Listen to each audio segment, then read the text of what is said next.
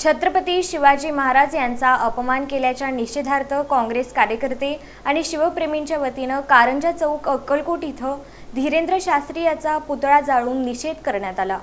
छत्रपती शिवाजी महाराज यांचा अवमान केल्याच्या निषेधार्थ काँग्रेस कार्यकर्ते आणि शिवप्रेमी यांच्या वतीनं कारंजा चौक अक्कलकोट इथं धीरेंद्र शास्त्री याचा पुतळा जाळून निषेध करण्यात आला। या प्रसंगी काँग्रेसचे जिल्हा कार्याध्यक्ष अशफाक बळोरगी, काँग्रेसच्या महिला जिल्हाध्यक्षा सुवर्णा मलगोंडा, नगरसेवक मुस्तफा अशफाक बळोरगी, गजानन जकीकोरे, राम जाधव, अतुल जाधव, रमेश महालकर, मनोज गंगणे, दयानंद काजळे, सुरेश कदम, बालाजी जाधव, संतोष टोणपे, मल्लीनाथ बंडगर यांची उपस्थिती होती।